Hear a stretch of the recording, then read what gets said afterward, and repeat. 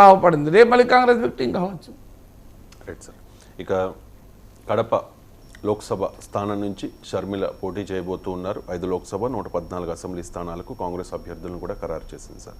ఇక్కడ అన్నను అంటే అవినాష్ రెడ్డిని ఓడించడమే తన లక్ష్యం అంటూ ఇప్పుడు షర్మిల బరిలోకి దిగుతున్నారు, కడప బరిలోకి. మరోవైపు కూటమి టార్గెట్ కూడా అదే, ఎన్డీఏ కూటమి టార్గెట్ కూడా అక్కడ అవినాష్ రెడ్డిని ఓడించాలని చెప్పి ఆల్రెడీ ఇప్పటికే భూపేష్ రెడ్డిని అక్కడ అభ్యర్థిగా, కూటమి అభ్యర్థిగా తెలుగుదేశం పార్టీ నుంచి ఒక అభ్యర్థిని కూడా పెట్టారు. సో అవినాష్ రెడ్డిని ఓడించే క్రమంలో షర్మిలకు కూటమి ఇండైరెక్ట్గానైనా మద్దతు ఇవ్వబోతోందా? ఏదైనా లోపాయికారి ఒప్పందం జరిగే అవకాశం ఉందా? అంటే ఇక్కడ అవినాష్ రెడ్డిని ఓడించడం కాదండి, జగన్మోహన్ ఓడించడం. ఇప్పుడు అవినాష్ రెడ్డిని ఓడించడం కొరకే మీరు అడిగిన ప్రశ్నదారు అనిపించేది అంటే అవినాష్ రెడ్డి ఓడించడం కొరకు షర్మిల, చంద్రబాబు వీళ్ళంతా ఏకమై వస్తున్నారా అని. అవినాష్ రెడ్డి ఇష్యూ కాదు అక్కడ. జగన్మోహన్ రెడ్డి ఓడించడం అనేది సింబాలిజం అయితే తప్ప అవినాష్ రెడ్డి అనేది ఇష్యూ కాదు. అవినాష్ రెడ్డి ఇది ఇన్సిడెంటలీ క్యాండిడేట్, కానీ పోరాటము, కోపము ఏదైనా అవినాష్ రెడ్డి పైన ఏముంటుంది? అవినాష్ రెడ్డి పైన సునీతకు ఉండొచ్చు. సో వివేక హత్య కేసులో ఉన్న డైమెన్షన్ బట్టి ఉండవచ్చు, కానీ ఓడించడం అనేది అవినాష్ రెడ్డి కాదు. అలా అయితే సునీత మా జగనన్న మంచివాడే కానీ అవినాష్ రెడ్డి ఓడించండి అని పిలిపించిందా? ఇవ్వలేదు కదా. అవినాష్ రెడ్డి ఓడించండి, జగన్ ఓడించండి కూడా పిలిపించింది. షర్మిల కూడా జగన్ ఓడించండి అని పిలిపిస్తారు. అందువల్ల జగన్ వర్సెస్ షర్మిల పోటీ అది, అవినాష్ రెడ్డి వర్సెస్ షర్మిల పోటీ కాదు. సో అందువల్ల షర్మిల వర్సెస్ అవినాష్ రెడ్డి మాత్రమే అయితే వేరే రకంగా ఉంటుంది. ఎందుకు నేను ఈ డిఫరెన్స్ చెప్తున్నా అంటే, షర్మిల వర్సెస్ అవినాష్ రెడ్డి అయితే కూటమి అవసరమైతే కడప సీట్ను వదులుకోవచ్చు. కానీ రాష్ట్రంలో ఇది జగన్ వర్సెస్ షర్మిల పోరాటం, జగన్ వర్సెస్ కూటమి పోరాటం.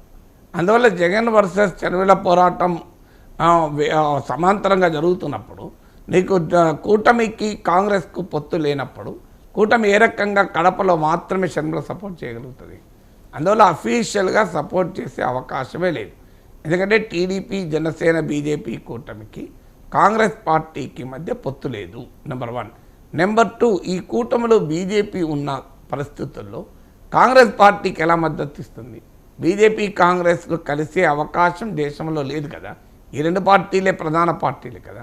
జగన్మోహన్ రెడ్డి ఆరోపించవచ్చు కూటమితో పాటు మరో జాతీయ పార్టీ కాంగ్రెస్ కూడా ఇందులో కలిసిందే అని. కానీ ఆయనకు తెలుసు, అందరికీ తెలుసు కాంగ్రెస్ బీజేపీలు కలవలేవు, కలవవు కూడా. అయితే షర్మిల జగన్ను మాత్రమే టార్గెట్ చేసి కూటమిని ఏమీ అనకపోవడం, అఫ్కోర్స్ మోడీ పాలన గురించి మాట్లాడుతున్నారు కానీ మెయిన్గా జగన్ పైనే టార్గెట్ చేస్తుంది. అందువల్ల ఆ ప్రశ్న, ఆ విమర్శ చేర్చడానికి వైసీపీకి అవకాశం వచ్చింది. నిజంగానే షర్మిల అటు జగన్ను ఇటు చంద్రబాబు ఇద్దరి పాలనను గనక టార్గెట్ చేసి ఉంటే ఈ విమర్శకు స్కోప్ ఉండదు. కానీ మరి కారణం ఏమైనా షర్మిల జగన్ను మాత్రమే టార్గెట్ చేస్తుంది. చంద్రబాబు పాలన పైన ఎన్నడో రేర్గా ఒక్కసారి ఏదో మాట్లాడినట్టుంది, కానీ ఆమె ఎంటైర్ లక్ష్యం చంద్రబాబు పైన. అందువల్ల షర్మిలకి ఏమైనా కూటమి మద్దతు ఇవ్వచ్చా? ఎందుకంటే కూటమి పైన కాంగ్రెస్ పార్టీ ఒక్క మాట అనడం లేదు కనుక షర్మిల జగన్ మాత్రమే వ్యతిరేకించి చంద్రబాబు నాయుడు టార్గెట్ చేయడం లేదు కనుక చంద్రబాబు నాయుడు పట్ల కొంత సాఫ్ట్ కార్నరా, సైలెంటా, వ్యూహాత్మక మౌనమా షర్మిల పాటిస్తోంది కనుక షర్మిల పట్ల కూడా వ్యూహాత్మకంగా కూటమి వ్యవహరించవచ్చా అనేటువంటిది ఒక అవకాశం ఉంది. ఎప్పుడైనా శత్రువు మిత్రుడు అంటారు. సో ఆటోమేటిక్గా మైనస్ అవుతుంది. సో అందువల్ల జగన్మోహన్ రెడ్డిని ఓడించే క్రమంలో షర్మిలకు చంద్రబాబుకు ఉన్నది కామన్ ఎజెండా. కానీ అదే సమయంలో వీళ్ళిద్దరూ కలుస్తున్నారు షర్మిల, చంద్రబాబు అంటే అది జగన్కే ప్రయోజనం. అందుకే జగన్మోహన్ రెడ్డి పదే చెప్తున్నాడు కాంగ్రెస్ పార్టీ కూడా ఈ కూటమి వెనకాల ఉంది అని. ఎందుకంటే చంద్రబాబు ప్లస్ షర్మిల అన్న మరుక్షణం షర్మిలకు వచ్చే ఓటింగ్ ఉండదు ఇక. సో అందువల్ల కడపలో ఈ డైలమా డెఫినెట్గా ఉంటుంది. ఒకవేళ టీడీపీ షర్మిల కలిస్తే షర్మిలకు అదనంగా వచ్చే ఓట్లు ఉండవు. ఎందుకంటే షర్మిల ఓట్లు ఏవి?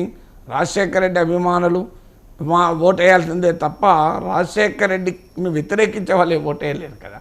సో అందువల్ల చంద్రబాబు నాయుడు మద్దతు కనుక షర్మిల తీసుకుంటే ఆమెకు జగన్ వ్యతిరేక ఓటే రావాలి తప్ప రాజశేఖర రెడ్డి వారసత్వంగా మీద అభిమానం ఉన్న ఏ ఓటర్ కూడా రాడు. అందువల్ల షర్మిలకు ప్రయోజనం ఉండదు అని చెప్పి షర్మిల జగన్ చంద్రబాబుకు కామన్ ఎజెండా జగన్ గనక మరి ఎక్కడో కానీ వ్యూహాత్మక అండర్స్టాండింగ్ ఉండదా?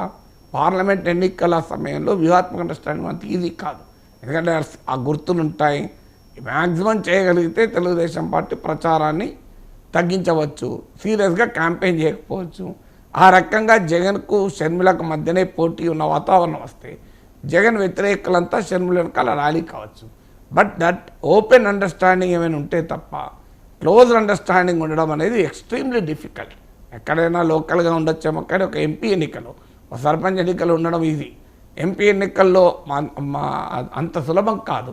బట్ చూడాలి ఏ రకంగా ఉంటుంది అని. బట్ ఒకటి మాత్రం నిజం, జగన్కు వ్యతిరేకంగా షర్మిల గనక అక్కడ మెయిన్ కంటెండర్ అయితే అవినాష్ రెడ్డికి వ్యతిరేకంగా, వైసీపీకి వ్యతిరేకంగా డెఫినెట్గా తెలుగుదేశం ఓటర్లు కూడా షర్మిల వెనకాల డ్రిఫ్ట్ అయ్యే అవకాశం ఉంటుంది.